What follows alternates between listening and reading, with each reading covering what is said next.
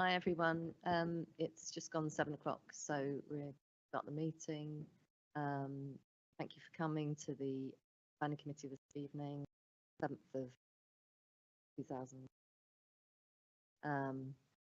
Those of you who are sitting in the audience, just so you're aware, the councillors on the planning committee are on either side of me, the officers on both sides of me, and any speakers will be speaking in the we are live on, so welcome to anyone. Further ado, we'll go straight into the agenda. So first item is apologies for absent substitution. So we've had an apology from Councillor and I had an apology from Councillor Dassel for urgent matters. Not aware of any urgent matters. Declarations of interest. Don't think we've need declarations of interest. Matters to be considered in private. Similarly, we don't have any bit, and that brings me on to the minutes of last meeting, which was on 20. So those members at that meeting approved. So that brings us on to site visit attendance. So at the site visit, there was myself, Councillor Sahota, Councillor Mahmood, Kelly, Alda, Councillor Hamidi, Iqbal, Councillor Padda, Councillor Rice, Councillor Jassel, Conti. I'd apologise, Councillor Emma. So that brings us on to our first substantive item, which is the application for Exchange Plaza. Chris, so I'll hand you over to the officer. Thank you, Chair.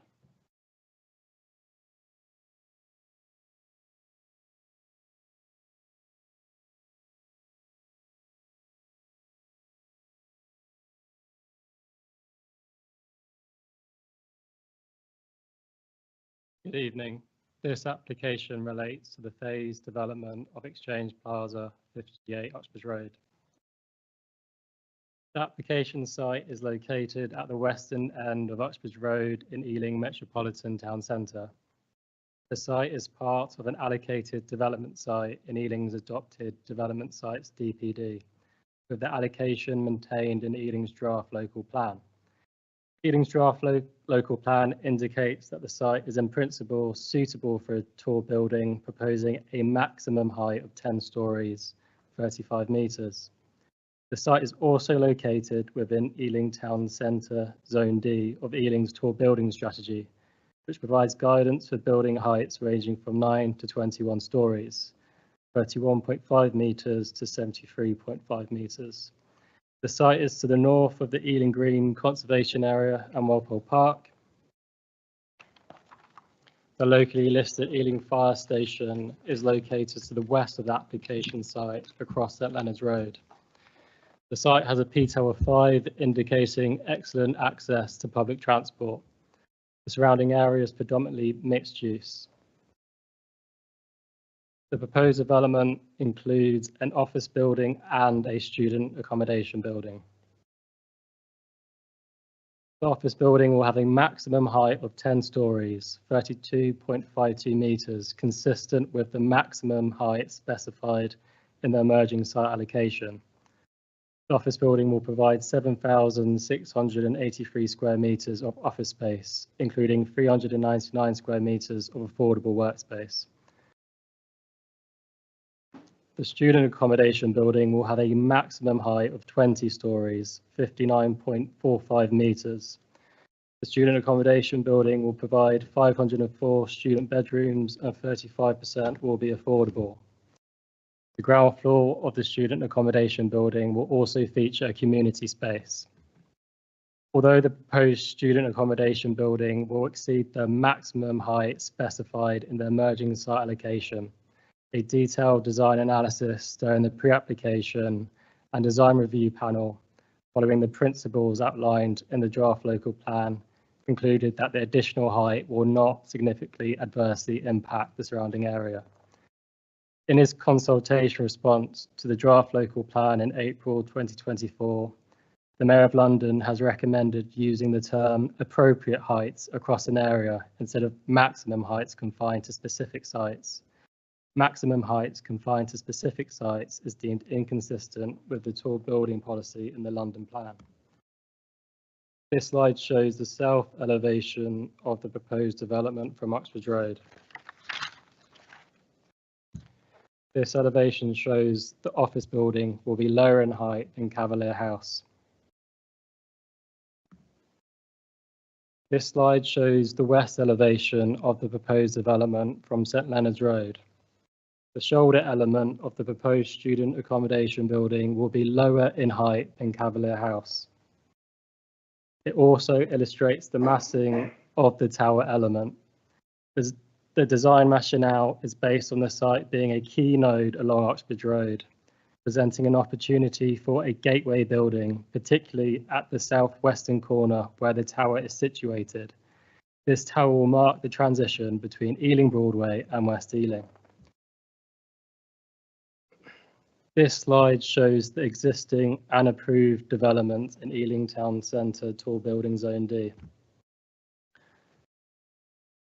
Arc Tower is the tallest existing building with a maximum height of 21 stories, 75 metres. Percival House is the tallest approved development with a maximum height of 26 stories, 88.4 metres. This is a view looking south of Ealing Town Centre, showing the Percival House scheme, Arc Tower, the CP House scheme, and the proposed development.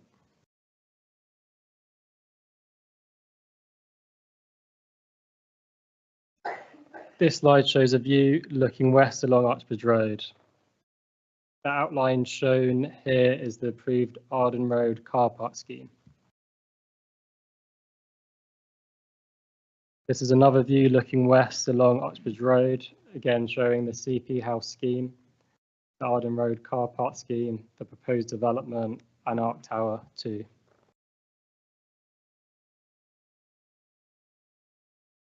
This is a view looking east from the junction of Uxbridge Road and Arden Road.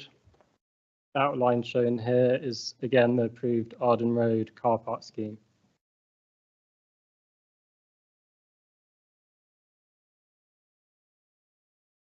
This slide shows a view looking east. This is a view looking east along Uxbridge Road. This slide shows again the proposed development in context with CP House and the Arden Road car park scheme. The height of the proposed development will be comparable with the CP House scheme. Again, this is another view looking east along Uxbridge Road from street level. Again, showing the proposed development and CP House and the Arden Road car park scheme. This is a view looking south from St Leonard's Road with CP House, the approved CP House scheme outlined here. This slide shows the proposed landscaping along Uxbridge Road. This slide shows the proposed landscaping on St Leonard's Road. During the public consultation, a total of 385 representations were received, including 381 objections and 4 comments in support. The key matters raised in objections included the need for student accommodation and office space, the height and scale of the development, impact on neighbouring amenities, and conflict with the draft local plan. These and other matters raised are summarised and addressed in the officer's report. In terms of daylight and sunlight, the most affected neighbouring property is Cavalier House. The submitted daylight, sunlight and overshadowing report states that compared to the previously consented scheme, more rooms in Cavalier House will benefit from increased daylight and sunlight than will be adversely affected. This is illustrated in the image where windows highlighted in green will receive more daylight compared to the previously consented scheme. The report concludes that for rooms not benefiting from increased daylight or sunlight, the impact will be negligible, meaning no alteration or a small alteration compared to the previously consented scheme. The report also concludes that the impact on daylight and sunlight levels for other nearby sensitive receptors will not be significant. The office building and community space will be accessed from Uxbridge Road, and the student accommodation building will be accessed from St Leonard's Road. There'll be vehicular access to the northwest of the site from St Leonard's Road. The site will include a total of 544 cycle parking spaces and 19 car parking spaces, including two blue badge spaces. The proposed development will meet energy, biodiversity, and urban greening factor policy requirements, which have been reviewed and considered acceptable by the relevant technical consultees. Overall, the proposal will develop a vacant brownfield site that has been allocated for development. It will specifically contribute to the student housing supply. It will deliver affordable student accommodation. It will be equivalent to a contribution of 201 dwellings to the housing supply. It will contribute to the office supply and provide affordable workspace. It will provide a community space. There will be enhanced public realm and active ground floors. Socio-economic benefits will include the creation of on-site jobs and off-site jobs and apprenticeships. There will be increased expenditure in the local area. Over £1.5 million in Section 106 payments will be reinvested into the local area and community by Ealing Council. After thorough consideration of the development plan and all material considerations, it is recommended that planning permission be granted, subject to conditions, completion of Section 106 legal agreement, and Stage 2 referral to the Mayor of London. I also draw the committee's attention to the briefing note, which includes an amendment to Condition 2 and comments on further representations received. Thank you.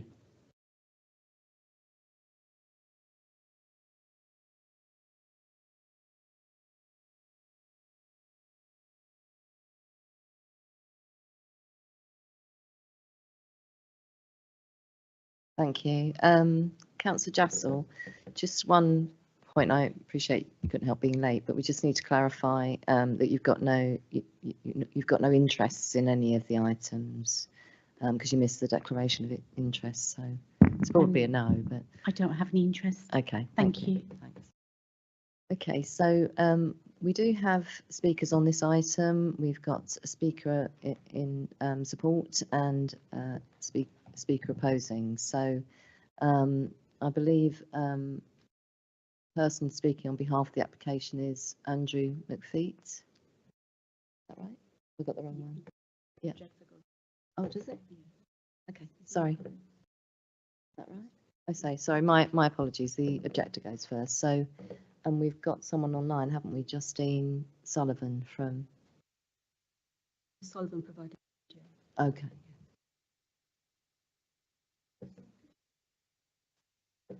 Okay, we're just saying that we've got a speaker who's providing us with a video, so we're about to watch the video. And this person is opposing the development. I'm not going to go on about how the 20-storey tower block will overshadow neighbouring low-rise homes, or the speed of population growth in Ealing, or the pressures on local services like affordable housing, creaking utilities and overcrowding on the Elizabeth line. No one seems to care about that.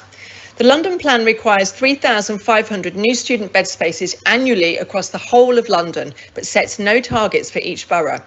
Ealing is home to only one higher education institution with significant accommodation needs, the University of West London.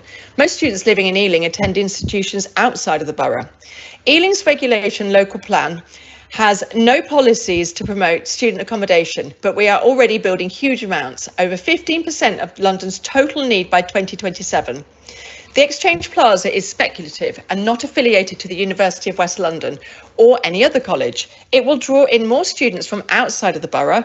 None of them will live here full time. It will not alleviate pressure on rental accommodation locally. Rather, it will take up valuable land which could actually be used for affordable homes.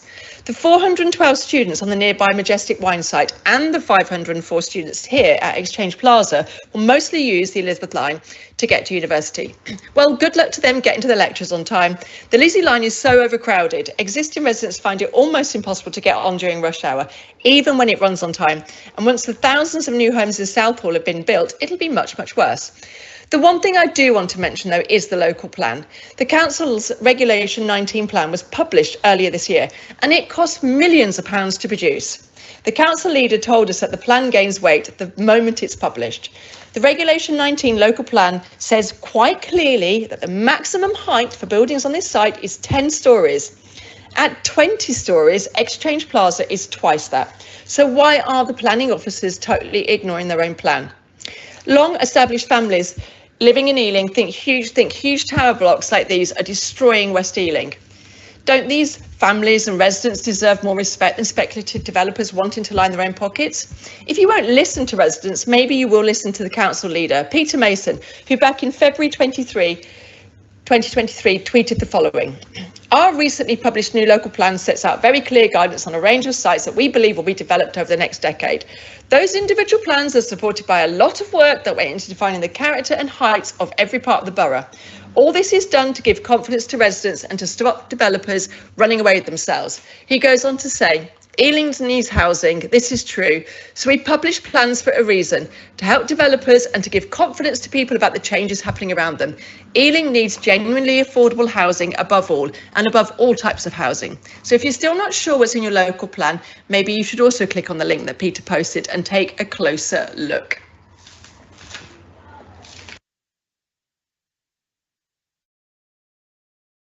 So the next speaker, hopefully, is in the room. So we've got a speaker for the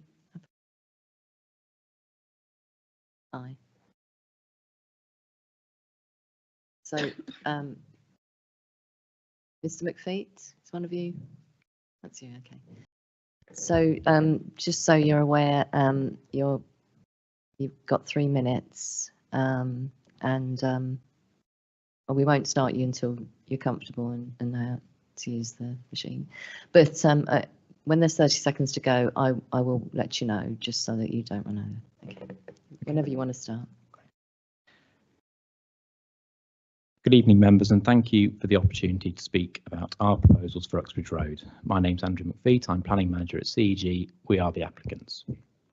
CEG has a proven track record of delivering fitted workspace for growing businesses in London and across the country. We currently manage 600,000 square metres of floor space nationwide, and our buildings are home to over 520 businesses ranging from startups to global companies. Based on our experience, we're confident that the proposals before you tonight respond directly to the needs of businesses, as well as the needs of Ealing Town Centre in terms of providing flexible, well-designed and sustainable commercial space that will support economic growth. The proposals will create an additional 7,600 square metres of office space that accommodates various business needs, while affordable workspace will target local SMEs and provide flexible solutions to their distinct needs and financial circumstances. Development as a whole will create over 600 jobs, including construction and end user jobs, many of which will be specifically for Ealing residents. Contributing to education is a vital part of supporting the local economy. Our plans directly address the clear need for purpose-built student accommodation in Ealing, providing 504 high-quality student bedrooms and amenity spaces. The proposals have been informed by discussions with the University of West London, and I'm pleased to say that UWL are here with us this evening in support of the proposals. Helping to address the shortfall in student housing will also free up homes for individuals and families in Ealing currently struggling to get onto the housing ladder. The proposals are equivalent to delivering over 200 new homes. Additionally, we want to deliver tangible benefits around the site. The proposals include the widening of pavements on Uxbridge and St Leonard's roads, significant new landscaping and planting to create a greener and more welcoming environment, and flexible community space fronting Uxbridge Road. Our proposals have been informed by extensive engagement with officers and local stakeholders and the community over the last 2 years, including several design review panels and 2 public consultation events. We're grateful for the input we've received to date and look forward to continuing a constructive dialogue moving forward, ensuring that local residents have a clear point of contact.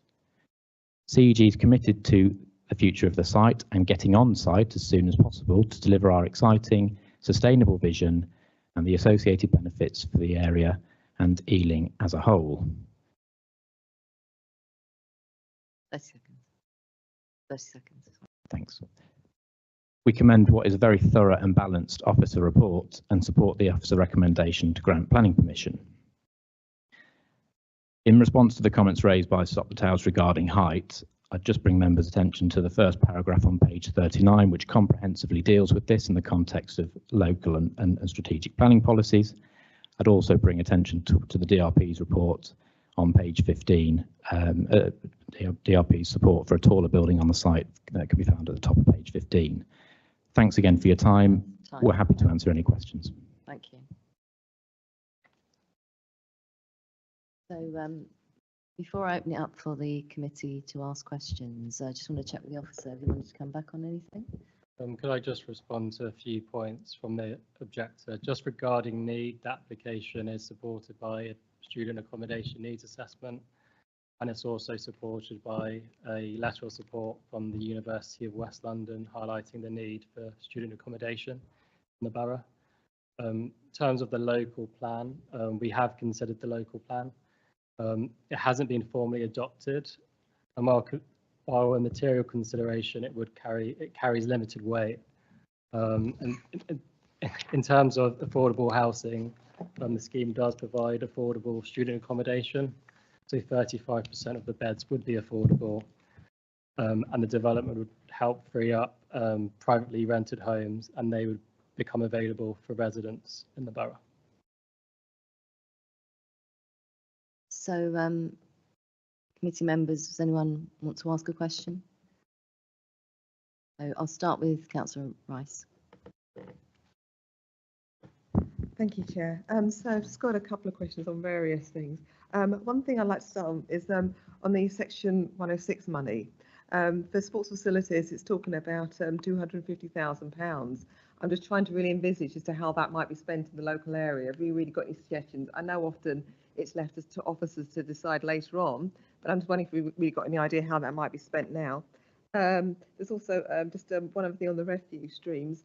It's talked about that we've made consultation with waste management as to how that might be done, because you'll have separate waste storage for the offices and also for the student accommodation. I'm just wondering how that's all going to tally together, because I suppose theoretically the office might have different contractors taking waste and recycling away, and so just making sure that we're actually very clear on what's going to happen with the waste management, and it's going to fit both facilities. And there's one other small point on page 47.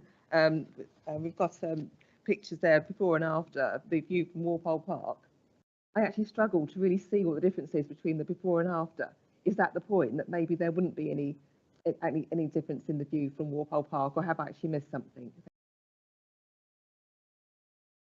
I'll just take a few questions and come back to the officer. Councillor Hamidi. Thank you, Chair. In terms of, my question is, in terms of the community space, is it available to hire during term times, or is it only during off term? And my second question is, has the developer proposed what they intend to do with these accommodation outside of term times? Councillor Kelly. There was a slide that came up. It was St Leonard's Road facing south. It didn't demonstrate to me when I first saw it. It didn't show to me the outline of the proposed building. So be nice to see that again and perhaps get that clarified.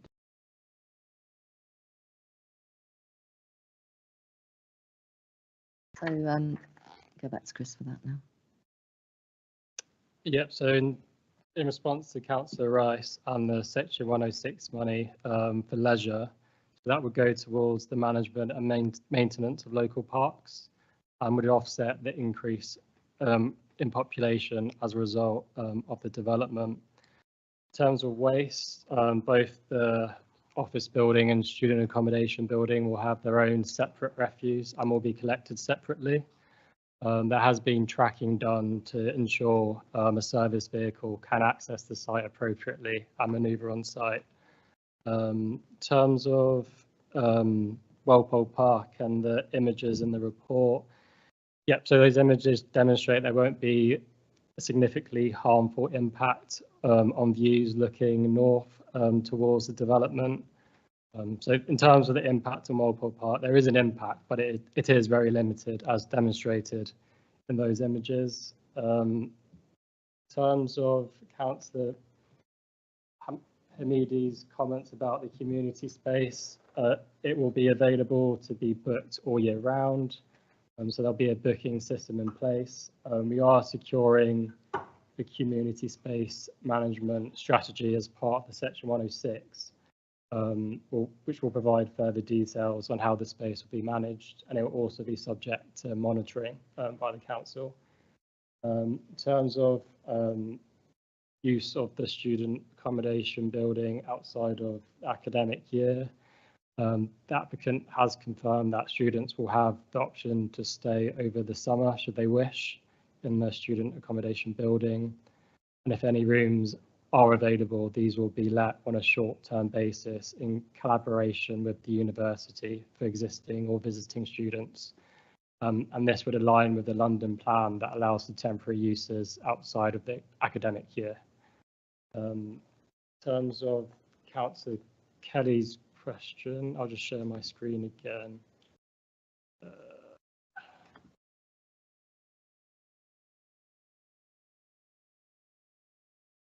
Sorry, just before you pull up the slide, just wanted to clarify the first answer in response to the question from Councillor Rice in relation to sports facilities. Section 106 isn't being targeted towards improvements to parks. It is being targeted towards sports facilities. The precise details of that will come in the future, but if you want to kind of track what it is, how the money is being spent, we can let you know in due course. But yeah, it is something which is being recommended by the internal departments, and it has been secured, but the precise details are not yet known. Thank you, because it's quite a sizable sum of money, so I was trying to get it. Yep, so Councillor Kelly, as you can see here, this black outline represents the approved CP House scheme in relation to the proposed development, and that's the view from looking south from St Leonard's Road. I can't see.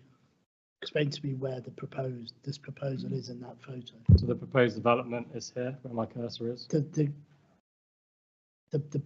blue. So that's the bottom of the road.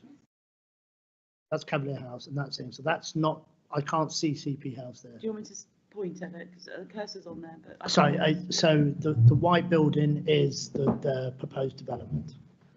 Yes, yeah. Fine. Okay. And is it true to say I cannot? And CP House is the blue building, or is that Cavalier House? So that's Cavalier House. And can I see CP House in this photo? There's just an outline of CP House. Where? So there's a black outline to the right of the proposed development where my cursor is. Might be quite faint. Okay. Okay. That's. Thank you very much. That helps me. Thank you. Sorry. Councillor Conti. Thank you. I had two questions, two about sort of parking and drop-off. So there's one blue badge space for the accommodation and one for the office space. Obviously, there's 57 rooms that will have disabled access. Do we feel that one disabled bay or blue badge bay is sufficient for that? Obviously, with 500 rooms at sort of drop-off and pick-up time in terms of at term time, how do we envisage sort of students moving in and out of there? I know it says in the report there's going to be a plan in place for that, but is there any more information on actually how that's going to operate in the area? Obviously, Uxbridge Road is very busy. And then just back on terms of the height and what's in the emerging site allocation, and obviously there's been sort of contention about the word, whether it's maximum or appropriate height. I guess, this is, part of this building is double that appropriate height that was deemed in the recent local plan. What I understand, obviously, it's a guide, but what other steps are taken in terms of how that assessment from going, right, this is what's in that local plan, how have we ended up with something that is being put forward for approval this evening that's double that? And in terms of what we get in return for sort of compromising on height, obviously the affordable component is 35%. Have we pushed for more, given that the height of this building is much larger than what was already given approval and what's in the local plan? And Councillor Mahmood? Thank you, Chair. Just wanted to one clarification, and it's a large objections, and most of the objections are the impact on adjacent locally listed Ealing Fire Station. Just two things I wanted to know: is the Ealing Fire Station is locally listed, or is it Grade 2 listed, and how we can avoid impact on that historical building?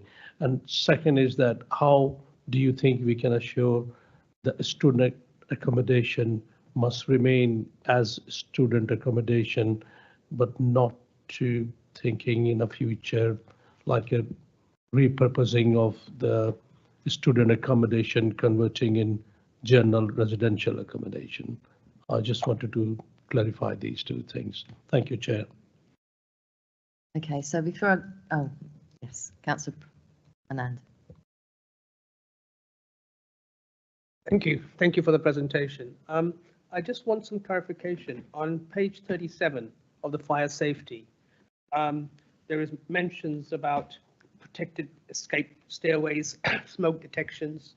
Can we have a little bit more detail about whether this has been approved by the fire authorities? And then on page 44 of the report, there's a mention in the middle of that paragraph, any fire suppression and smoke ventilation systems will be proposed, will be maintained and monitored. So who will be responsible? Who will be the responsible authority, and who will be the enforcement authority on this? Can we just get some clarification on the fire safety? Okay, I'll go back to Chris to answer those. Thank you, Chair. Firstly, in response to Councillor Conti's questions and comments, so parking and drop-off at the beginning of the academic term and when the student accommodation will begin to be in use. It's envisioned that this will happen on weekends, so when the office building isn't in use, and students and who's helping them drop them off at the building will be able to use the car parking spaces that will serve the office building. And then this will be secured. Further details would be secured as part of the condition for the PBSA management plan. In terms of the one blue badge car parking space serving student accommodation, this would meet London Plan requirements. And those who may need a space, or if further spaces are required, they would be eligible for an on-street parking space if required, and that would be done in consultation with our highway team. In terms of height, might just bring something, share my slides again.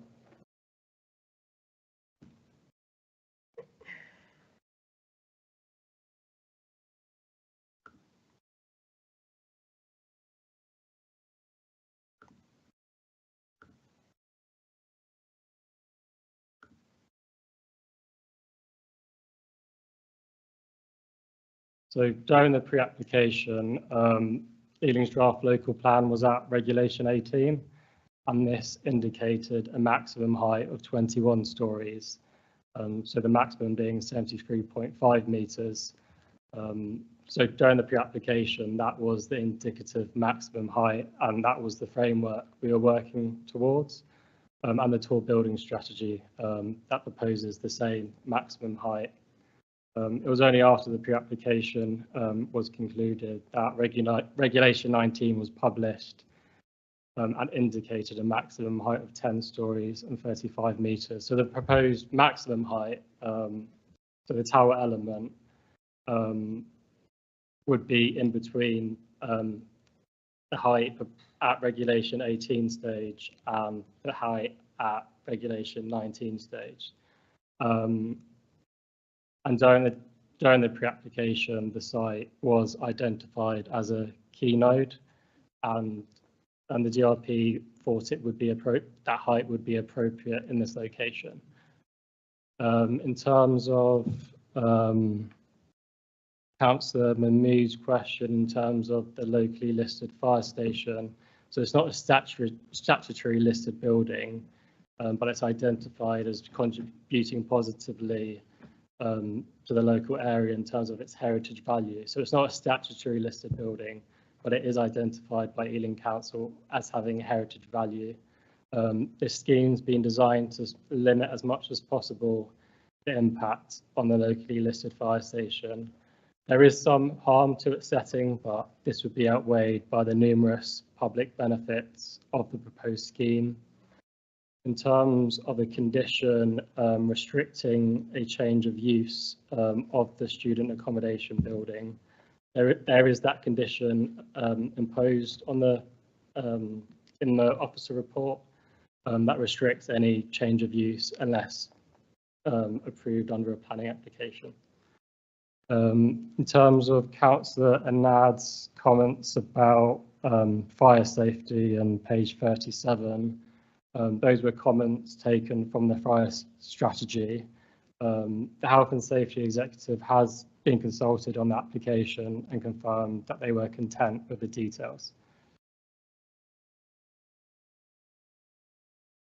Okay.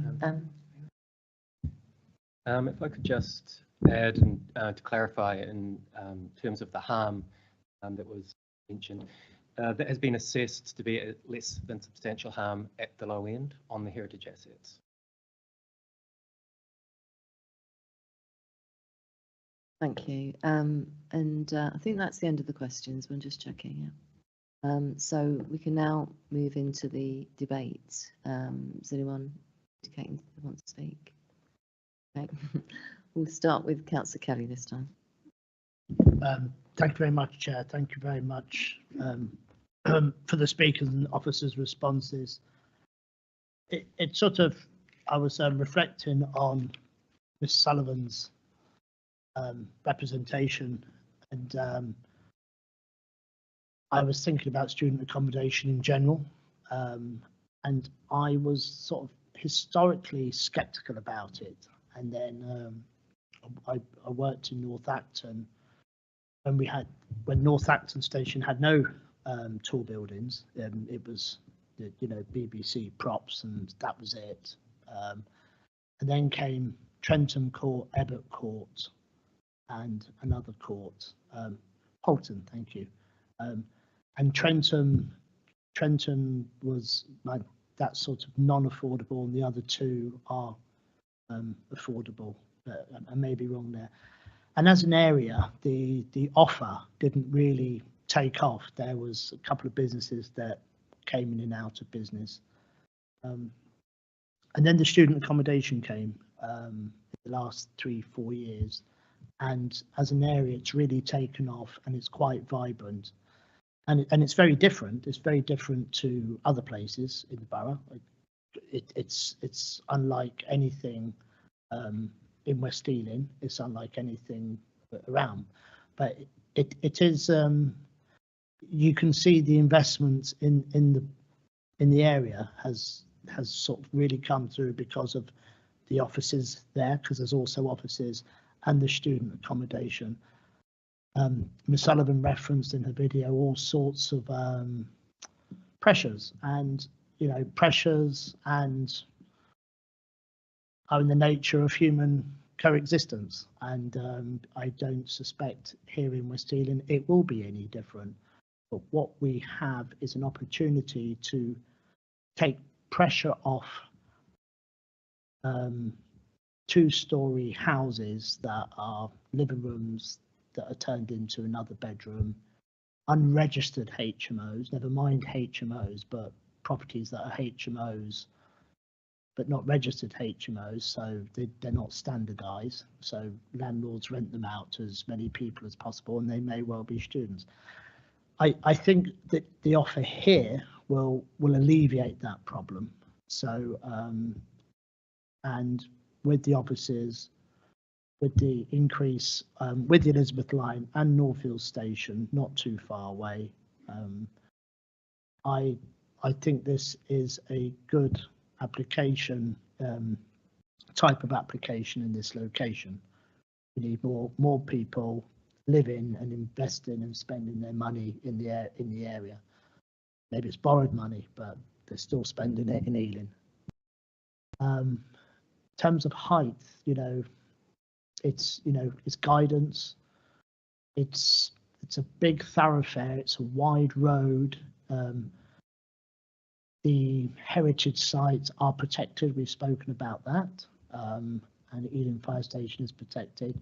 I remember before many of those office blocks that had been earmarked for demolition because there's consent. I remember the buildings that were there before, and it was sort of late Victorian houses that just weren't viable. Last one I remember was a solicitor there. They were there, so the Uxbridge Road is in between the two town centres, and the way to sort of join the two towns together is by having more people live and work along there, and this application facilitates that. So I'm minded to grant. Thank you. Thank you, Councillor Kenny. Councillor Hamidi. Thank you, Chair. I will try and keep it brief.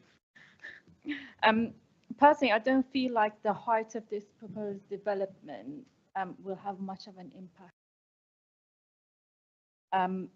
This site has been left empty for far too long, and I do welcome that we are gaining a space for local residents to use. Because of what we've heard tonight, I do support this application, and I do hope that the developers deliver on what is being promised, and it's not just another granted application for you. So thank you. Thank you. Councillor Rice. Thank you, Chair. I suppose I could just briefly echo some of the comments already made, that I've sometimes been sceptical about the fact that if there is really increasing demand for student accommodation. I know this mentioned probably here, also mentioned it in pensions panel and other places, but the point is being proven to me time and time again that there is demand for more student accommodation. We've talked about the fact it's like a taller building. However, I mean, I was at the University of West London, which was then at TVU, and I can remember with us having a building there, which I'm sure was much taller, and it didn't seem to cause any kind of really impact on the area. So I think that area can handle tall buildings, and I think as it's been said, we're talking about guidance, and I think I'm comfortable with that. The one thing that does make me welcome this development all the more is that I know that we had plans for another development in that place, and we said that it was acceptable, the extent to which it might affect light on Cavalier House. Cavalier House is a building that I've often looked at and thought that must be a really lovely place to live, and so that would actually concern me. But the fact is, even if the previous development was not causing too much of an infringement, there's no reason why we can't aim for better. And this development now that we do have, this plan that we do have now, I think it does do better in terms of reducing the impact on light on Cavalier House, on those residents there. So I think I will definitely grant this one. Thank you. Councillor Conti. Thank you. I still have reservations about the height of the building, and Councillor Kelly, I think North Acton is obviously a very different area to the Uxbridge Road, and the regeneration that provided in an industrial area, that's predominantly an industrial area at the time, I think is different in this context. My concern is that I accept that different versions of the local plan had different at different stages that this application was going through, had different maximum heights, but the final version, which was only published very recently, recommends or has maximum or appropriate height of 10 stories. We're not talking 1 or 2 stories more. We're talking double that height, and I think that are these documents, I understand their guidance, but are they just paying lip service to essentially say to residents, yes, we hear you about height, this is what it says, but then when it comes to planning committees, time and time again, very, very tall buildings come and get approved. And so, what is the point of those documents that have had lots of consultation, have gone out and lots of people have had taken time, lots of groups in Ealing have responded to, if then we say, well, actually, it doesn't really matter, it's only guidance. And I think as part of that, that's part of the reason, I think if it come that it was 10, 11 story, I would have been minded to approve it. But I think the fact that it's double that, I just think it's probably is unacceptable. Okay. Councillor Padder. Thank you, Chair. Most of what I want to say has been said by previous speakers. All I want to say, we all know that there is a shortage of housing. We got housing crisis here. This accommodation will accommodate students. Those students who are living in or staying in the standard houses, they will move into this accommodation that will make those standard houses available for Ealing residents. So I think that would be a good move, and I'm minded to support this application. And Councillor Mahmood. Thank you, Chair. It's already been said, like my colleague said, it's been that place and that part of the building's been left for many years. And so I understand the point of view of objector Ms. Sullivan. I wish we are really running out of our housing target. I wish there will be a proposal where we could have more affordable housing and new houses, but that's not the case. So we are just considering what is front of us. And it's a very interesting to listen the assessment, like 45% student in Ealing living in rental accommodation, which is, I never knew that. That's a very high ratio. And in terms of 504 student bedroom, 35% affordable, I think that could be mitigate that 45% student living in rental accommodation in Ealing.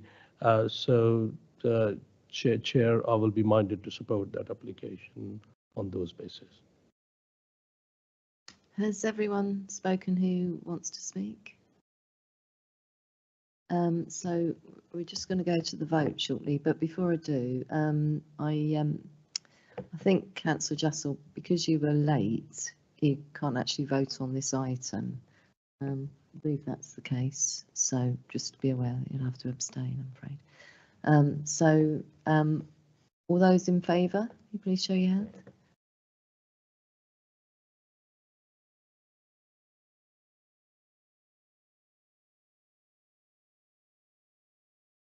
All those against? Just for clarity, no abstentions. That one is therefore carried. So we'll move on to the next item, which is Gunnersbury Lane. Is it Olivia? Are you doing this one? Okay, I'll hand over to you.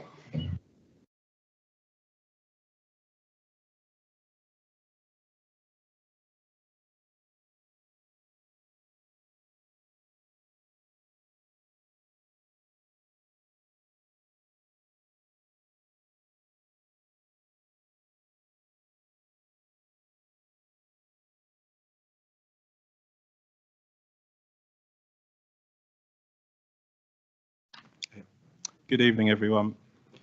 This application relates to 83 to 85 Gunnersbury Lane, which is a proposal for a Part 5, Part 6-storey building with basement, forming a 100-room apart hotel under use class C1. It would include ground floor cafe space and the provision of co-working space and functional and communal space for use of the guests and members of the public. There would also be a lower ground courtyard space.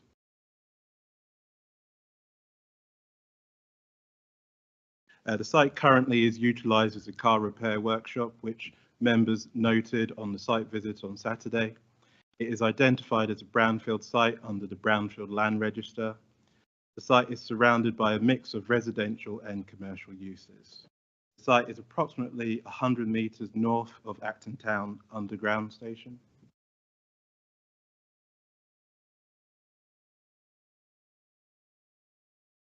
Here you can see existing site photos. The one on the left shows a view going up Gunnersbury Lane from Acton Town Station, and it highlights that the land slopes from south to north. And the second photo on the right shows just the existing site with regard to the cars which regularly go there. Here is an aerial view of the site. If you can see my cursor, this just highlights the application site and the buildings which are currently on site. To the front of the site, there is a commercial unit which is no longer in use, which was formerly for a cafe. So just to speak about the surrounding context again, the site's in the PTAR rating of 5. It's located in the vicinity of the Mill Hill Park Conservation Area, which is to the rear of the site, if you can see my cursor here. And with regard to ongoing developments, Brook House, which is just across the road, the Women's Pioneer Housing Development, has been recently granted. There are the applications on Bollow Lane, as well as the Acton Gardens Master Plan. So the proposed development, it's 100 hotel rooms with sizes ranging from 18 square metres to 32. It has a maximum height of 18.275 metres and provides a total floor area of 3,522. With regard to communal components, there's 96 square metres of ground floor communal amenity space, which consists of 64 square metres of cafe and 32 for members and co-working space. Also on the site, there are landscape areas as well as terraces. So the main question, what is an apart hotel? So it's a self-contained hotel accommodation that provides for short-term occupancy produced at a nightly rate with no deposit against damages. This usually consists of having a concierge and room service. It includes formal procedures for checking in and out. It is a more flexible form of accommodation as compared to conventional hotels. The occupants or guests would not have the benefits of traditional housing, such as under C3 use class. For example, the right to vote or applying for parking permits. The rooms are self-contained in their nature, but they are smaller than traditional ones under C3 housing. Apart hotels offer communal facilities such as gyms, co-working space, and cafes. The proposal falls under visitor infrastructure, which falls under policy E10 of the London Plan. It's also within our existing local plan, which is a variation of visitor infrastructure. And this details that these type of locations should be within town centres of Acton, Ealing and Southall. Proposal underwent a review at the design review, where the scheme has evolved since going there. We've also had public consultation. There's been 34 representations, 29 objections, of which have been commented in the officer reports. So here's just a brief about the responses to the objections with regard to accuracy of daylight and sunlight assessment, the impacts to trees, lack of parking, impact to the conservation, noise disturbance and traffic impact. The building has a stepped height profile with the highest part set back from the front on Gunnersbury Lane. To the rear of the site, it has height of 4 stories. The existing building on site has a height of 2.5 stories. And to the rear of the site here, there is a large tree canopy which protects the properties of Heathfield Road. Here you can just see an image regarding the proposal site, which is in blue, and the neighbouring heights around it. So predominantly 2 to 3 stories, 4 stories, and to the south 6 stories. Here are just some views of the site. This is the proposed front elevation, which details terrace area as well as the openings for guests and members of the public. On site, it was noticed about the existing situation for the Halfords, which has 2 drop curbs, vehicle ingress and egress, and the proposal would seek to reinstate that by way of a section 278, as well as providing a loading bay to the front of the site, which would also allow for disabled parking and drop-offs if needed. Here just details again about the loading bay in the section 278. The proposed rooms. The development would have 10 rooms which would be accessible, so it would be in line with the London plan. And these rooms range from 23 square metres to the largest at 30. The traditional layout of the rooms would have a relax area, a sleep zone where the bed would be proposed, a dining and working area, and a cook or bathroom zone. This just details the communal facilities and where they're provided. So the image on the left shows the ground floor with the cafe, co-working space and terrace. And then the image on the right is the 5th floor, which details communal space and a roof terrace. As mentioned, that the site visit proposal doesn't have disabled parking on site, but it has agreed to provide disabled parking in close proximity.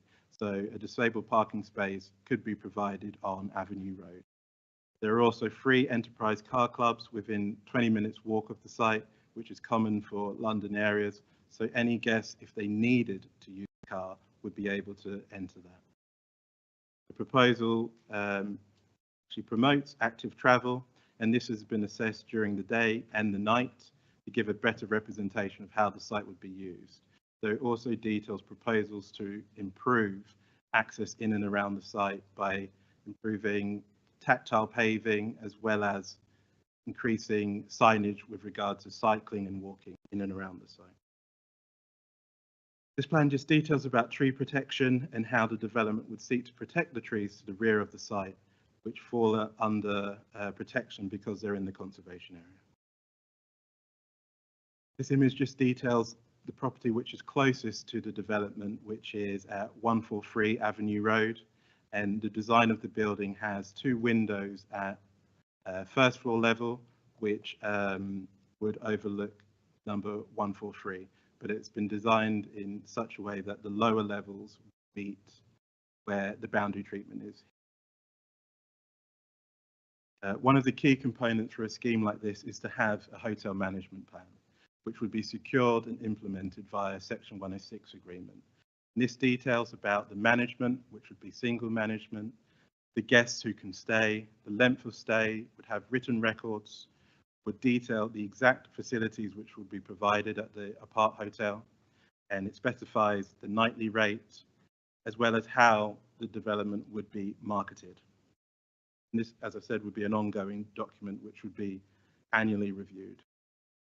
So in conclusion, the scheme delivers 100 apart hotel rooms of varying sizes. It provides a new choice of place to stay and would increase the vitality of the locality. The scheme proposes good quality hotel accommodation coupled with its good design. It improves public realm from the existing situation as well as new commercial floor space. The socioeconomic benefits would be on-site and off-site jobs, apprentices, new public realm, improved flexible commercial space. The scheme would be car-free, promote sustainable development, as well as improving public transport in the locality. Also, the scheme provide over £320,000 in Section 106 payments. Here you can just see the Section 106, and then just to conclude, the application has been recommended for grant subject to Section 106 and conditions. Thank you. And I believe we now have a speaker against this. Is that yourself? Yeah, Josh. Okay. Do you want to come forward? Okay. If we can see it, but if you don't mind, if you set yourself down and as before, you're going to get 3 minutes to speak, and I will let you know 30 seconds before the end that you've got 30 seconds left. But whenever you're ready, do you know how to use the? That's it. Check. Right. Okay. So when you're ready. Good evening, council members. My name is Josh. I'm here representing myself and the residents of 8 Heathfield Road, the property which directly backs onto the proposed development site. We'd like to begin by saying we're very open to and excited by the redevelopment of the site, which we feel has great potential to benefit the local area and residents, but we must express our strong objections to the current proposal and scale. Our concerns are as follows: detrimental effects on residential amenity. The sheer scale of the proposed building would result in significant and unwarranted loss of light, outlook and privacy for neighbouring properties and the conservation area, including ours at 8 Heathfield Road. The applicant's daylight and sunlight assessment is very outdated and inaccurate, failing to account for the current configuration of subdivided flats. Moreover, the assessment inadequately addresses potential noise disturbances on the rooftop installations, outdoor areas, compounded by the transient nature of the proposed residence. The proposal also raises serious concerns about potential damage to protected trees and roots, which will be encroached by the deep excavations immediately adjacent to. Much is made of the green barrier, but these are all deciduous trees, so for 6 months of the year they have no leaves and there is no barrier and no protection. Non-compliance with local development plan. The proposal for a 5-6 story apart hotel is grossly disproportionate to the existing 2 to 4 story buildings in the area. According to the Ealing Development Sites Development Plan document 2013, new development should align with the scale of surrounding buildings. To this end, I'm sure you've read many words in the application that are spent on weakly attempting to justify the scale by citing irrelevant far-off examples such as buildings fronting on Bollow Lane, whilst ignoring the fact that in every other direction for the same distance, practically every building adheres to the heights set out in the development plan. Any reasonable observer, such as yourselves, will be able to clearly detect the mental gymnastics undertaken to include these as references, which obviously do not apply. Adverse impact on local character and heritage. The proposed development with its monolithic height and massing would be a visual assault on the surrounding townscape. Its design is alarmingly uninspired and fails to respect the local character and heritage, particularly given its proximity to the Mill Hill Park Conservation Area. You can see some beautiful pictures here, and Grade 2 listed Acton Town Station by extending the facade all the way to the pavement. It also obstructs the cherished views of the trees currently enjoyed by pedestrians and road users, further demonstrating its disregard for local aesthetic values. Insufficient consideration of traffic and parking impacts. The development's impact on local traffic and parking has been severely underestimated. It lacks adequate on-site parking provisions, which will inevitably exacerbate traffic congestion and compromise road safety. The exploitation of apart hotel classification is a planning loophole, which is a maneuver allowing for the circumvention of minimum space requirements set in UK planning law. We urge you to reject this plan in its current form, similar to past decisions which were nowhere near the scale of this building. Thank you very much for your consideration, and thanks for listening to me. Thank you. Sorry, it was Excellent quick. timing. Thank you. And we will now have somebody speaking on behalf. Is it Holly that's coming to speak on behalf of the development? Hello, Holly.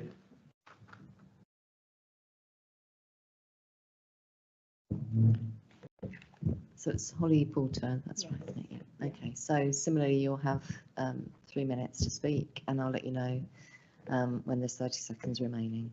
Thank you. So whenever you want to start. Good evening. My name is Holly and I'm one of the owners of Urbane.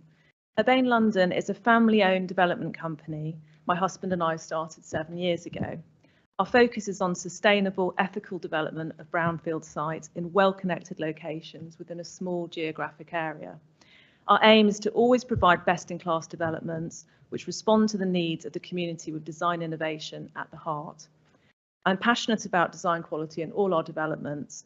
Previously to starting a development company, I ran my own architectural practice for 15 years in London, focusing on what design quality and the importance of diversity in the industry. To make sure our proposal is a success, we've worked closely with the Ealing planning team over the last 2 years. We have engaged transparently and responded positively to both the planning team's comments and the professionals of the design review panel. Working with award-winning architects, Gaunt Francis, the building has been designed to meet all key design principles with sustainability, placemaking and well-being at the heart of the design. The site is allocated in the adopted local plan. It is a brownfield site and has fantastic transport links with a PTEL rating of 5, with obviously 6B being the highest. The proposal is consistent with the aims of the relevant adopted policies and documents of the local plan and obviously the national planning policy framework. We have met with some of our neighbours to endeavour to understand their concerns, and we have undertaken this directly, meeting face to face where possible. We have also shown some of the local residents around on our other developments so they could be reassured of the quality of the design that we deliver. The Apart Hotel will offer best-in-class accommodation and will be accredited with BREEAM Excellent Design, but with also a Wired Platinum score. We have provided the maximum number of renewable energy resources possible based on the constraints of the site. The site is highly sustainable and therefore, as per planning policy, we are car-free. We have therefore proposed to provide an unbroken pedestrian footway in front of the Apart Hotel. We hope the community space and co-working space will be well received by the community. Membership to the co-working areas will be discounted for local businesses and individuals. The community space will be available for hire, and this is a multi-purpose space which will accommodate everything from meetings, presentations and exhibitions to speakers and local artists. The cafe and reception will provide the guests, neighbours and local residents with a space to relax, unwind and socialise. Employment will rise from 5 to 12, and in addition to the on-site benefits, we will provide 2 full-time apprentices either on-site or via full funding. 30 seconds. We'll provide 5 work placements and 5 residents supported through non-apprenticeship roles. The Apart Hotel will be an asset to the community, providing alternative accommodation, employment and community facilities. As we all know, Acton is undergoing regeneration. We will see the delivery of 5,000 homes for sale or rental across various tenures. We believe that a boutique Apart Hotel is needed to serve this rapidly developing community. Thank you very much for your time. Thank you. Also spot on time. Well done. Okay, so once again, before I open it up for the committee members, there's quite a few issues raised there, Olivia. So do you want to come back on some of those? Thank you, Chair. So I guess, first of all, in regard to query about other developments in the locality, it should be noted that close by to the site at 115 Gunnersbury Lane, there has been a development for a 6-storey building, which would be similar in height to that proposed here. And that is also for a house in multiple occupancy of 31 rooms. With regard to the trees, as mentioned, there is conditions which relate to tree protection, which would be secured as part of this application were it to be granted by members. And it is noted, obviously, the trees are deciduous, but because there is that tree protection plan, that should secure their safety. With regard to the site allocation, as mentioned, it's in Act 1, the existing plan, and then it was in Reg 18. And because the development had already had discussions with regard to pre-app, it wasn't included in Reg 19. But within both of those, it did detail that this is a development site which allows for development which is not the traditional, for example, 2-storey dwelling house. So it does allow for an increase in height, and 6 stories is considered to be acceptable throughout Ealing. With regard to parking provision, as with most developments in London, it is preferred not to have parking on site. This application seeks to be sustainable. It is in close proximity to Acton Town Underground Station. As well as that, it's in PTEL 5. It is securing money towards improving public transport by way of bus services. So it's considered that the lack of parking on site is acceptable. And then with regard to the transient nature, yes, that's noted. It is expected with hotels, people, the comings and goings as being visitor infrastructure. Noise would be generated, as we all experienced on Saturday. It is a busy road. So it was designed to have terraces and spaces where people gather towards the front of the site on Gunnersbury Lane. But of course, that can be discussed later on with regard to that. I think there was a daylight sunlight question as well. Yes. Oh, sorry. So yeah, with regard to that, so that has been thoroughly assessed with regard to the impacts on neighbours, and that does take into consideration, I guess, 6 months of the year where the trees are located. With regard to the properties on Heathfield Road, the development is more than 18 metres away from the rear building lines of those properties. There is a property closer by at 143 Avenue Road, where it's been designed to have a reduced height on that neighbour due to a more recent application which has fenestration which faces onto the application site. So the height on that neighbour has been reduced significantly.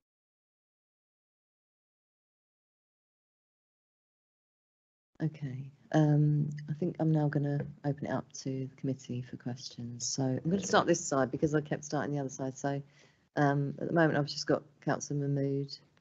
Anyone else on this side want to ask? I'll come back later. Okay.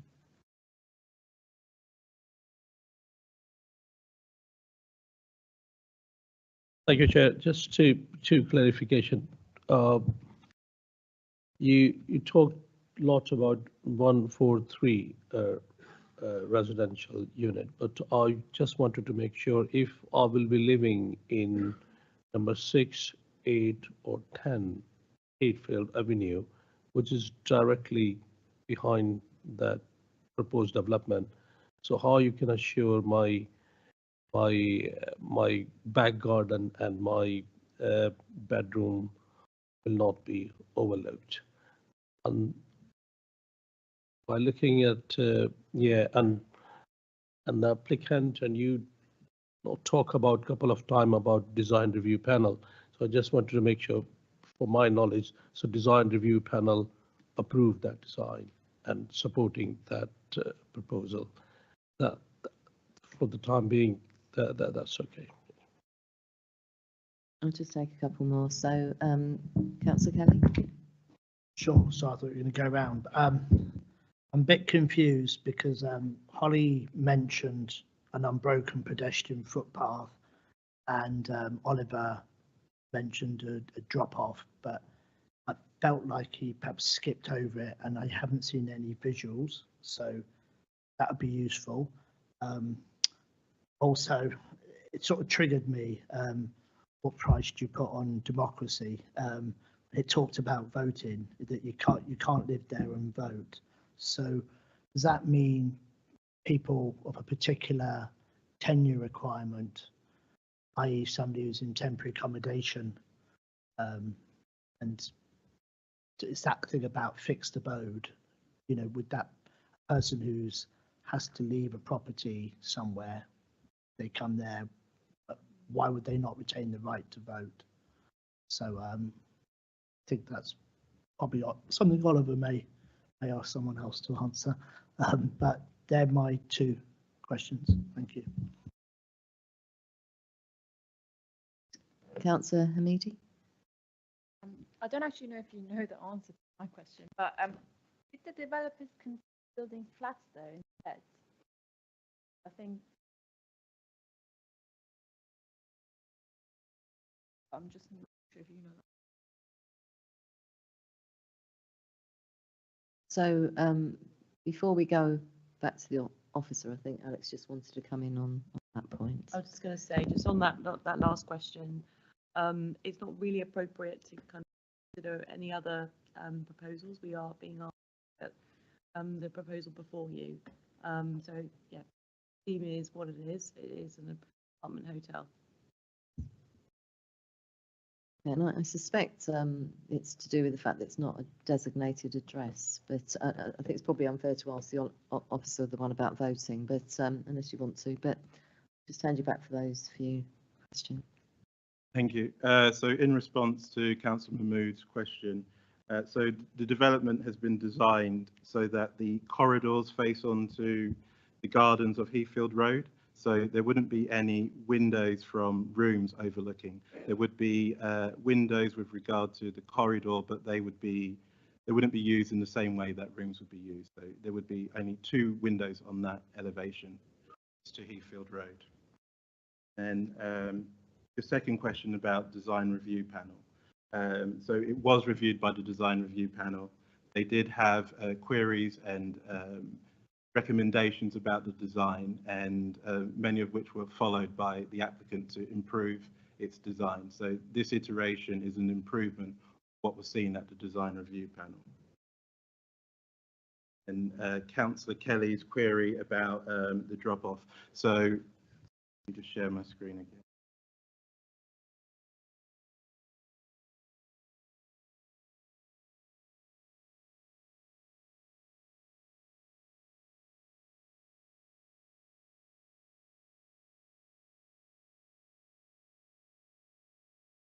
So here you can see the pavement is reinstated, and then here is the loading bay, which was discussed at the site visit, and here is the main entrance.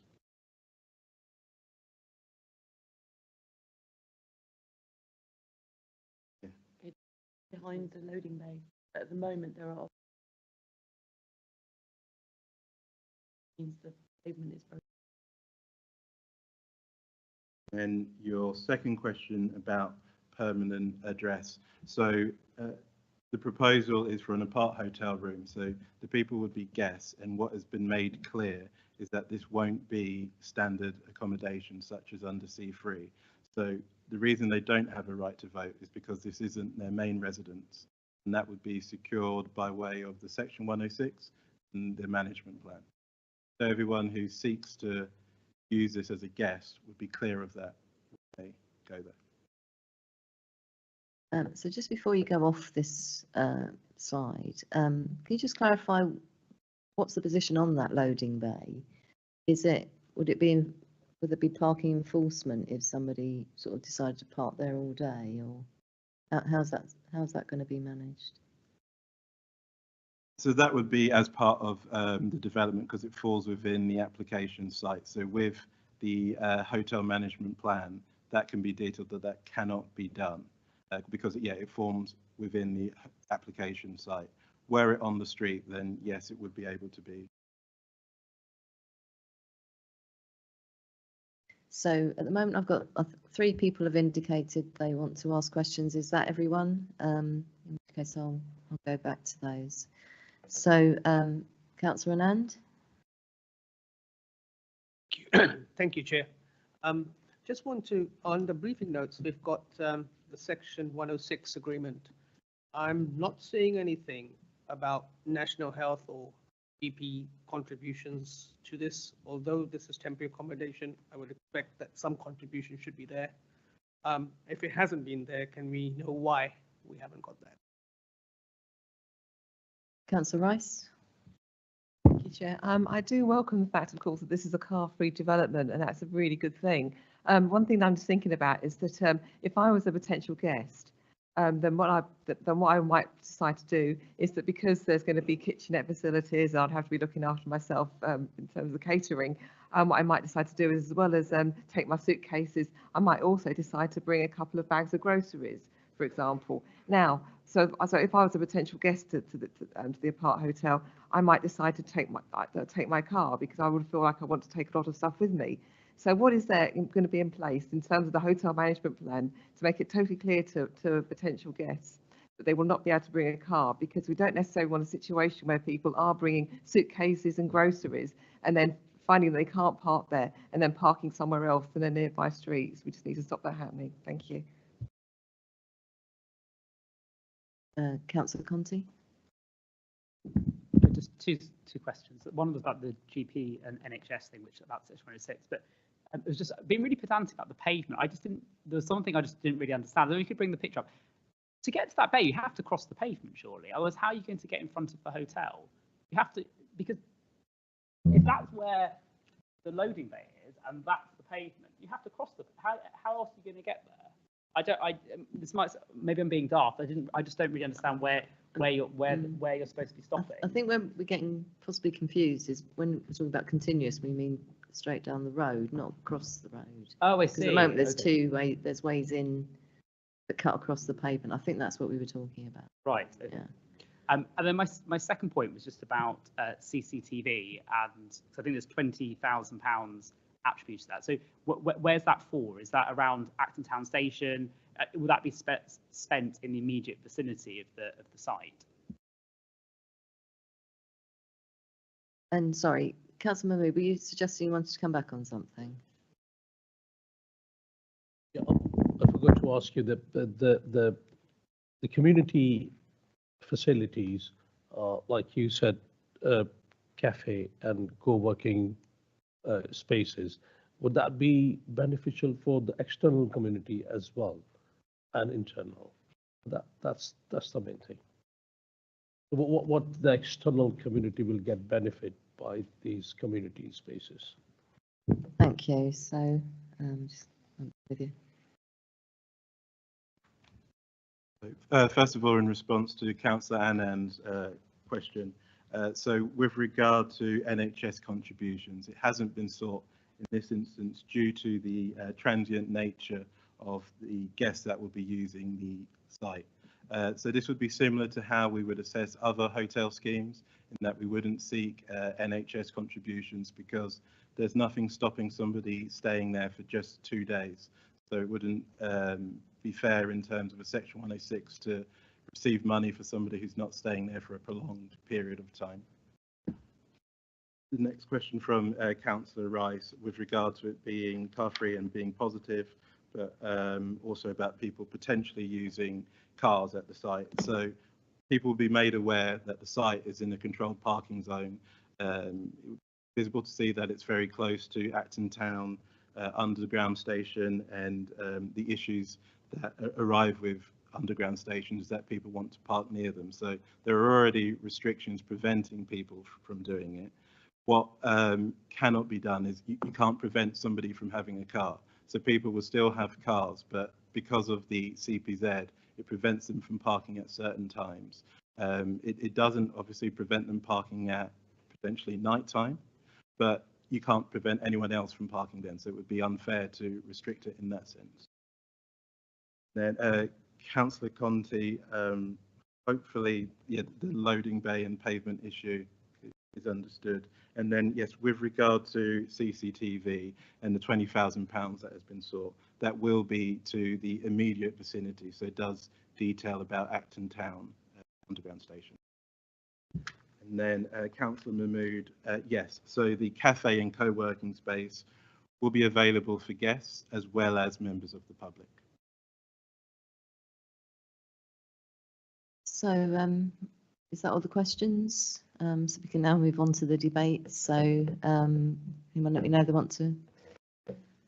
Councillor Anand, start with you. Yes, thank you everybody for contributing today.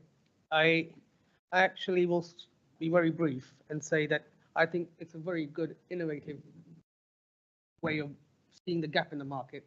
I think it's really great. I'm very much encouraged by these kind of developments. However, I would speak to our planning team to see a little bit further that this is not a hotel, and there will be strains on the NHS. If somebody is sick, we'll have to see a local GP. We'll have to see go to the hospitals. So there will be a strain on our NHS on that note. So it's not like a hotel as such. So I think in future applications, we need to consider some kind of contribution to NHS. But overall, I think it's a really great, innovative way of seeing the gap, and I'm very much in support of this application. Councillor Mahmood. Thank you, Chair. I'm very excited to see that this is a new experience for us and for the planning officers as well to deliver the apart hotel. I think this is the first project we are working on that, and it could be beneficial, like you said, the co-working spaces and the cafe will be available for the existing community, external community. So that's a really good addition for them. And the other thing is, as you know, that we are all in terms of national infrastructure, in terms of HS2, so people are coming, the engineers and workforce is coming here in West London, and I think that could be a good option for them to live there for 40, 50, 60 or 90 days for doing the short project. So I think that is a good addition, and I think I should be minded to support that application. Thank you. Councillor Hamidi. Thank you. I know Josh mentioned on that placard as well about the inappropriate design of this development, but I personally like the design aspect of this. I believe it won't look out of place, and from what we've seen, it kind of blends in with the corner building, and I think that's on Avenue Road, if I'm not mistaken. So it blends in with that building. So I don't see how it's inappropriate or out of place. So that's that. Again, for me, community space and working space for local residents is important. So I do welcome that. And based on these, Councillor Raza. So I'm minded to agree with my colleague, Councillor Mahmood. The product of having an apartment hotel is actually something that we really don't have much of in Ealing, and I think looking at trying to improve the local economy for local jobs and local sort of nighttime economy, as well as sort of short-term projects and things, I think that this product would encourage more people to come and spend their money in Ealing, and come work there in a short-term thing. It also shows that our borough is kind of up and coming, and that it's actually a vital part of the whole city, because we're so well connected on the transportation grid. So I think that it's a good sign that we're getting something like this, and that this product would be actually quite welcome in Ealing. So I'm minded to support. Councillor Kelly. Thank you. I agree with everything the committee members have said so far. Just to take some of, and it's very helpful to have that left there. Josh, thank you. Unprecedented scale, I guess that's what sort of planning committees are about. It's about, you know, breaking precedents. Inappropriate design often in the eye of the beholder. People rave about mock Tudor buildings having heritage, and I'd like to see everyone knocked down, but that's my thing. So residential amenities impact, noise, privacy. I don't think this is particularly going to impact those particular matters. Exploitation of classification, it's something the planning authority will have to be on top of. That's what they're tasked to do. So we will have to give them that task in good faith. However, we come to transport impact. I'm just not satisfied with the loading bay pedestrian footpath arrangements. I think it is a accident waiting to happen. I don't think it feels like an afterthought about we come to the front and what do we do? We'll pay for a loading bay and hope for the best. Gunsbury Lane is, by definition, it's a lane. It's an old lane. It's very narrow. I have experience of such places. I don't foresee good things with that arrangement. So I don't know constitutionally how it works, but I would like to see the application deferred on that one particular issue. Thank you.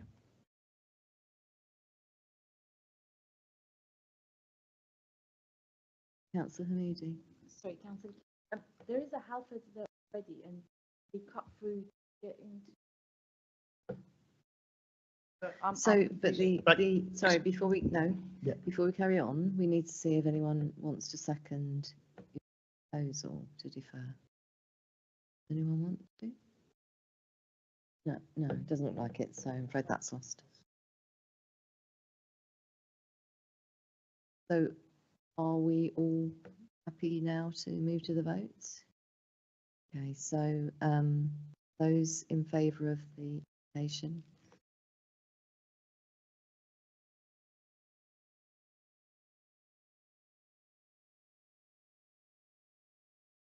You can vote now if you want to, Councillor.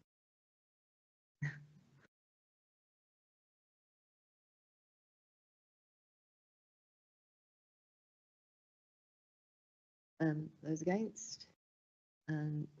Abstentions? So 1 abstention. Thank you very much, and thank you very much as well for coming. And don't forget your board. Okay.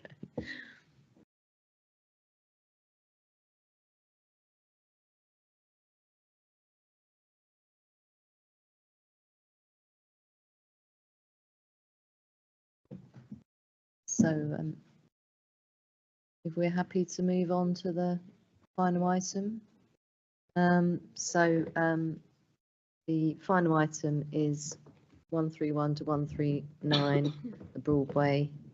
And I think it's Fernanda who's going to be presenting this one. So I'll hand over to Fernanda.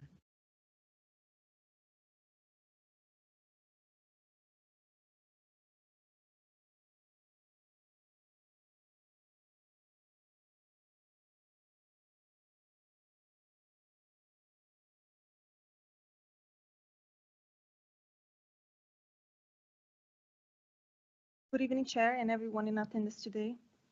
This proposal is for the redevelopment of Quick Fit site situated at the junction of Broadway and Coldershaw Road in West Ealing Town Center.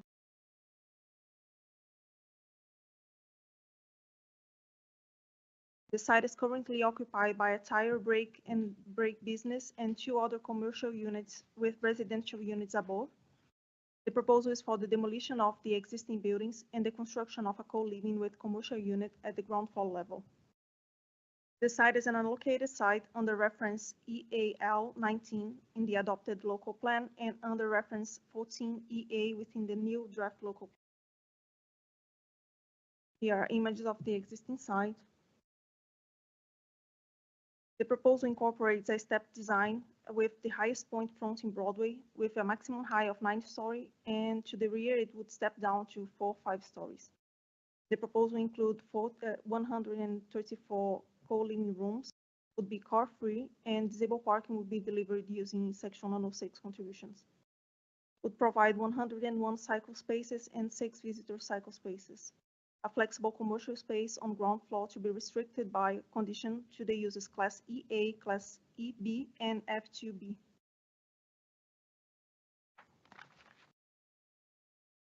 A previous application was granted for 94 co-living rooms in 2023, and the current application seeks a new planning permission after the acquisition of number 139 Broadway. The main difference between the previous approved application and the current proposal are the enlargement of the site, including number 139 Broadway, the increase in width when viewed from Broadway, and the increase in number of rooms from 94 to 134. Here, images that show the previous approved in orange dashed line and the current application when viewed from Broadway and Coldershaw Road. Those images shows the current application elevations, and the proposed developments propose a financial payment in lieu of affordable housing on site due to the nature of the housing product being proposed. This table shows the increase in contributions in relation to the previous application. 4 objections were received from local residents as a result of consultations, and the main issues raised were building too high, overdevelopment and out of keeping, unsuitable living conditions, single aspect units, lack of consideration for social housing and family units, poor amenity space, overcrowded schools and other local services, overshadowing impacts, and impacts to the ability to trade of the immediate site to the rear. All objections were responded within the report. The design principle of this site is potentially appropriate for tall buildings, and it would have maximum of 29.2 height, same as the previous approved proposal. The maximum height of the proposal would be comparable to the existing and approved height seen further along Broadway to the east. Here there's a few examples of proposals with similar heights in this. The application site is not located within a conservation area, but is potentially within the setting of Hanwell Cemetery's conservation area. Due to the distance of the proposed development in relation to the conservation area, the proposal is considered to not harm the setting, its setting. The entrance the entrance of the co-living would be from Coldershaw Road, while the commercial unit would be from Broadway. Communal facilities are provided at ground floor, laundry and co-working space, a terrace on first floor, and on the 8th floor, kitchens, dining lounges, breaking out areas, wellness bar, gyms, and terraces. Additionally, 29 co-living rooms would be served by private balconies, and all other units will benefit from Juliet balconies. This is the 8th floor plan showing the communal facilities. The co-living rooms are arranged on floor 1 to 7, and each room will comprise a living area, kitchenette, shower room, and built-in storage. The co-living rooms size will range between 23.4 and 29.3 square meters. 14 wheelchairs accessible rooms are proposed. A daylight sunlight statement was provided and concluded that none of the adjoining occupants would experience noticeable reductions in sunlight. The co-living rooms are single aspect. However, given the private balconies and the generous communal facilities, it is considered to be acceptable.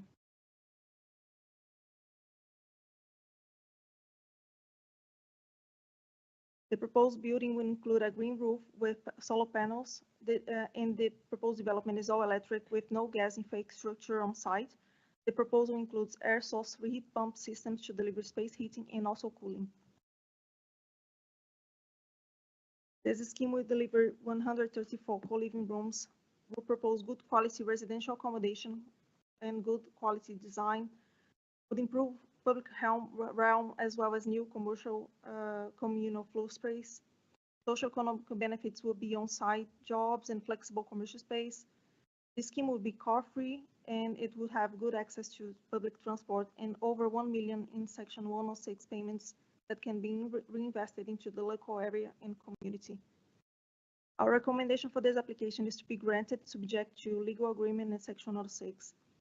There is also an extra briefing note with alterations to one objection.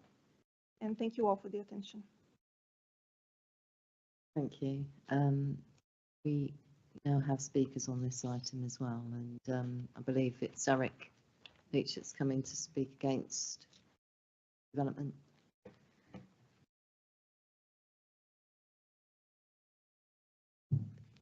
So as before, Eric, you get 3 minutes and I will let you know when you've got 30 seconds to go.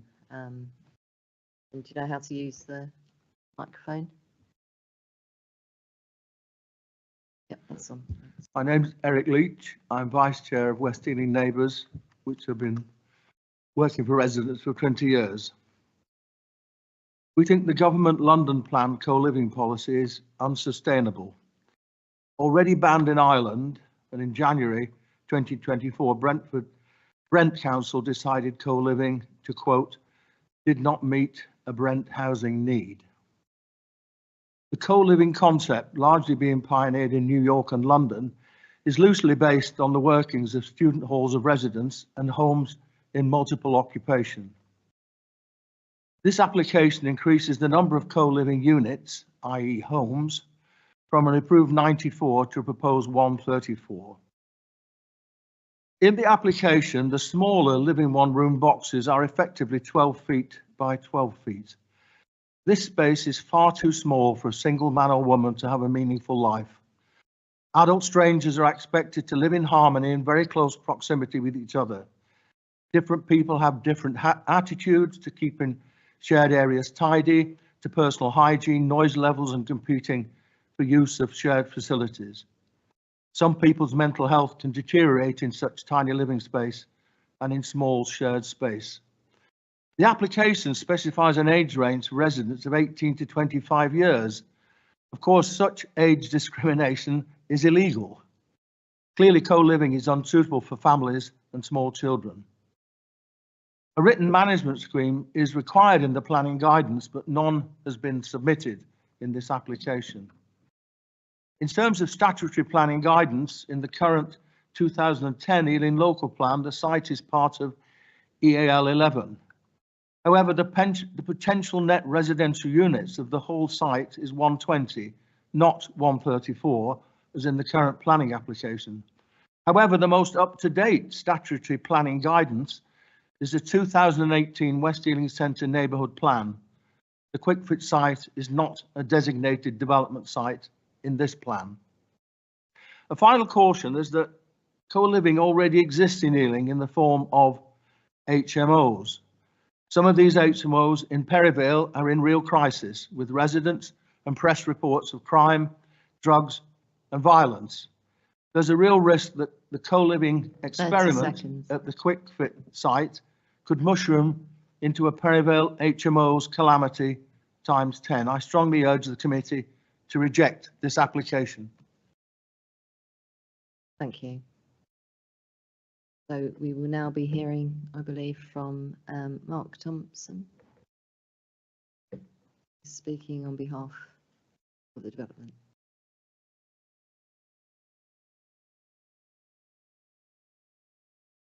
So again, Mark, you'll get 3 minutes. I'll let you know when there's 30 seconds remaining, and whenever you're ready, you can press the button. Thank you, and good evening, members. My name is Mark Thompson, and I'm a director at Savills, and I'm speaking on behalf of the developer Luxgrove Capital Partners this evening. I'd like to start by thanking the officers for all their work in this application, and in particular their professional and well-considered committee report. And we welcome their recommendation to approve the application. From the outset, we've worked with officers and stakeholders to try and transform a brownfield town centre site that is currently underutilised to deliver an inclusive and sustainable market-leading co-living scheme to meet an identified housing need in Ealing and in London, as well as high-quality commercial and community use accommodation fronting onto the Broadway, which will contribute to the vibrancy and regeneration of the town centre. The proposal seeks to contribute towards and promote the delivery of the Council's vision for West Ealing neighbourhood in supporting sustainable social and economic growth. The proposals in front of the committee tonight develop on and extend in a more comprehensive way those that were considered by the committee in July 2023 and subsequently granted planning permission. By acquiring the adjacent site and extending the site area, the proposals more cohesively deliver the current local plan allocation EAL 19 and the draft allocation EA 14. The overall height and step design approach previously approved has been maintained. There's no increase in height compared to the existing planning permission. The proposals future-proof and ensure that the adjacent site to the west can still be developed in accordance with the allocation. In response to the small number of objections, as the committee report outlines, we have taken steps to ensure the development does not encroach or impact on any way on our neighbours, and the development will contribute towards affordable housing and local infrastructure to be secured through Section 106. Just to note that all of the co-living schemes across London have leased up within 6 months, showing that there is a significant demand for this type of accommodation. And to respond to the point earlier, there is indeed a management plan with the application, and it would be secured as part of the permission. The development is compliant with local and national planning policy in all respects, including the GLA's recent guidance on co-living. The application delivers significant social, economic and environmental benefits, the provision of new energy efficient, highly sustainable co-living rental units that are flexible to meet different people's needs, the creation of jobs on and off site, and the investment into West Ealing and local infrastructure should be supported. 30 seconds. As per the officer's recommendation for approval.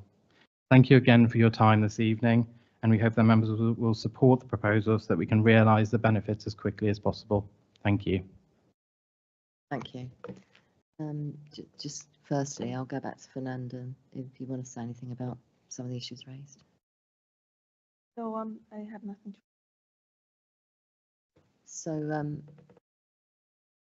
do you have? Okay. So I'm then going to open it up for questions from the committee. Sorry, I'm going to look that way this time. So Councillor Conti, first, please. Thank you. It was just to pick up on a point that Mr. Leach made about the size of the room. So I think in the report, the smallest room is 23.4 square metres. I know the Ealing Civic Society referenced the size of the rooms as well. Sort of in terms of what standard for this sort of concept, how does that compare in terms of maybe other co-living examples in the borough? Is that size of room what's seen as an average, or is that smaller than what we've seen in other developments of a similar nature? Councillor Mahmood. Thank you, Chair. Just one quick clarification. If, as far as I know, there is a contribution for affordable housing, the 700,000 pound contribution offsite contribution of affordable housing. So it's still we don't need to follow any ratio of 35% or 37%. It won't valid here. Just wanted to clarify that. And Councillor Rice. Thank you. When we went on the site visit, it did feel like it was almost like a bit of a centre to buy car tyres. There are a number of businesses there selling car tyres, and I'm just wondering about what the future of those businesses are in terms of what's going on with this development. I mean, what's going to happen to them, and also just in terms of the co-living units or co-living homes, about how well equipped they are in terms of the kitchenette. Because I'm just thinking in terms of, especially if we're thinking about the more communal areas being used for functions, for example, we need to ensure that people do actually within their homes have a sufficient facility for cooking and for looking after themselves and for laundry, and they will actually be having full access to these basic essentials and whatever's going on in the building at that time. Thank you. Okay, Fernanda, you know those ones. County, regarding the size of the room, it's the average of the co-living schemes in Borough, but they are also compliance with the new large-scale purpose building shared living guidance. So they are all in compliance with the guidance, and they are generous. Councillor Mahmood, about the affordable housing, the London plan specifies that this kind of housing scheme doesn't really need to provide affordable housing on site. So they will be providing a sum to provide it off site. And Councillor Rice. Wanted to come in. Obviously, they can provide it on site or it can be provided off site. In this particular case, it's been through a viability test route, which has proven it's not able to provide 35%. So what we have secured maximum that can be secured by way of a payment in lieu, and that money is secured in terms of the affordable housing. And Rice, regarding your questions, the kitchenette will have a small sink,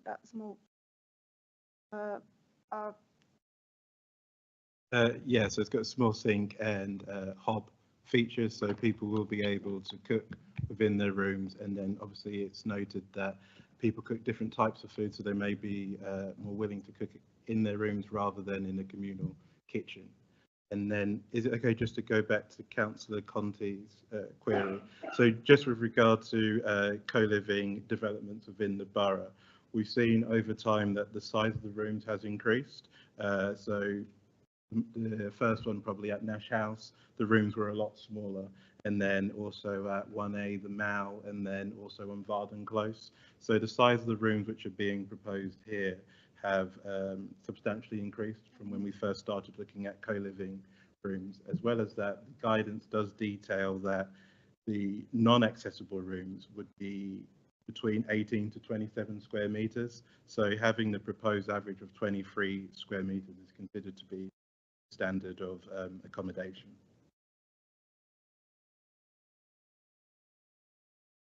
Sorry, there's one more. For Councillor Rice, the future of the surrounding units. So the property number 141, it's also within the designated area, the designated site, but it's not part of the application. However, it's not a planning consideration for us to assume what they will be wanting to do in this site, but it's possible to even enlarge it by at least 2 stories, considering that the other site, the number 143, also was granted an application for 2 more stories. So in that case, we're confident it's not going to have any infringement, let's say during construction or in the aftermath, because it did look extremely close to where those businesses were on when you just come round onto back onto Oxbridge Road. No, I believe that they will. Yeah, there is no constraints regarding this. Thank you. I think that's it for questions. Is that right? Oh, you can come back if you want. Sorry, it was on a different point. It was just on the section 106. The CCTV, and I mentioned it on the previous application as well. I think it was like trying to find. I think it was like £6,000 on for this particular application. Find the number again, which isn't very much. The only reason that I referenced that is because I met an officer recently to talk about CCTV section 106 money from the Hanger Lane student accommodation, and I think it was £15,000 attributed to that, and that's one camera. So I was just wondering what you get for £6,000, and actually, are we getting enough to actually have any meaningful sort of improvement in CCTV in the area? And could we get a bit? Is it possible to maybe get a bit more to ensure that we at least have one additional camera, if that's how much I was told they cost? Thank you for that comment. So I guess with regard to developments in and around this site and in West Ealing, we have secured quite a substantial amount of money with regard to CCTV, and all of the development being in this location, when you pull all the money together, it does allow for an improvement in CCTV in the area. So that was why it was considered that the amount agreed was acceptable. And we also have to take into consideration previously consented scheme, which was for 94 rooms, which had a similar amount. So in terms of the CCTV, it's not considered that there would need to be an additional camera in this instance.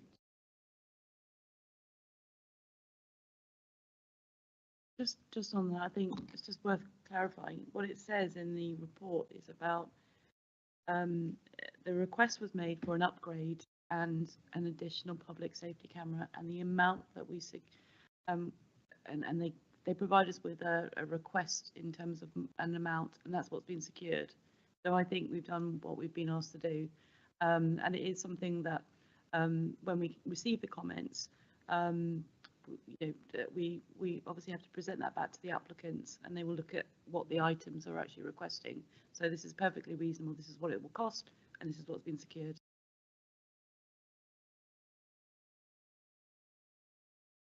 I think we're ready to open it up for the debates. Does anyone want to contribute to the debate? So start with Councillor Kelly. Anyone else? Thank you. I like the design. It's sort of Art Deco-ish. I like the green, very sympathetic to the close by heritage, and in particular what I call the old Labour Exchange, which has successfully been converted into accommodation and a thriving business on the ground floor. So I don't know what was going on 30 years ago when that happened, but it's kept that area anchored. Quick Fit have gone, they're no longer there. So there's no argument about an existing business being detrimental. So really, I just want to address what I thought were sort of logical fallacies or false equivalents about people living in HMOs in particular areas in the borough. And it is an increased problem, but to suggest that if you had a building there that is managed and has a particular range of students that are documented, curated, means that the problems that were cited in Perivale would exist in West Ealing. I just think is completely wrong. And I wouldn't mind, but I know West Ealing quite well, having grown up very, very close to Mr. Leach. That West Ealing is not a place that is absence of antisocial behaviour at the moment. It's always been a bit edgy. Don't think student accommodation there would add to that problem.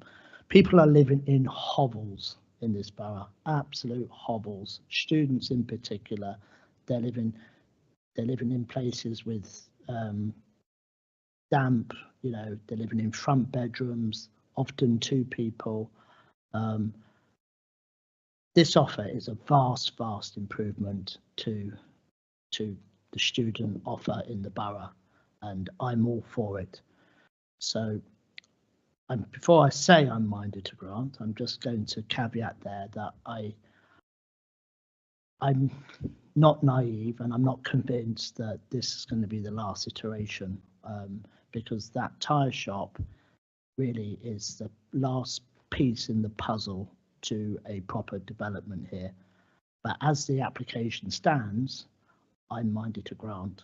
Thank you. Thank you. Councillor Rice. Thank you. So I suppose just really echo the point on kind of future of co-living. I think it's a point that I made before, is that it's not just about kind of young people or students who need this kind of accommodation. It's getting to the point where older people of my age and even older, who do need to live in kind of house shares and those types of accommodation and HMOs, because basically we have got a real proper housing crisis. No one can afford anywhere decent to live. This is going to have to be the future of it. I've lived in those kind of conditions throughout my 20s. And so I do really welcome the fact that that we do have an alternative now, a way of actually properly managing properties and to make it more pleasant for people. It may seem like it's a small place to live, but my goodness, it's so much better than the places I've lived in before, where people have been stuck in. So I really do welcome that, and I do hope that we continue to have co-living places, and even to think about older people as well, having somewhere decent to live. And also just on, and I do welcome as well the reassurance when it comes to businesses. It's not just a quick fit. There was a couple of businesses I saw in very similar field, just around, as I say, on Uxbridge Road. There was another one just across the road, which looks like another specialist type of tyre shop. So there are others that I'm just very pleased to hear that they will be looked after, because it does feel like that there's a real demand for that as well. So as long as they can still stay in business, that's fine. Thank you, and I will support this. Councillor Conti. Yes, I think I was reassured by the comments and the answers to the questions in relation to the size of the rooms, in terms of them being sort of above average in terms of other similar developments, and that, you know, I think it's, you know, as other councillors have said, I think there's obviously, you know, a need for this sort of model. I think I was sceptical initially when I've seen some of these before in terms of what the demand is, but it sounds like the demand is very high for these sort of models. So I'm minded to vote in favour of it.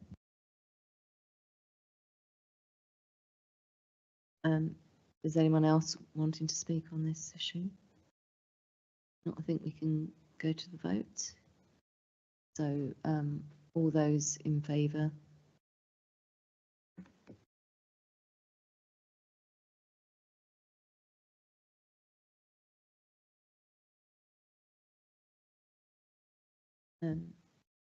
We're unanimous there, but just in case, all those against and any abstentions. So yes, that's carried. Thank you very much.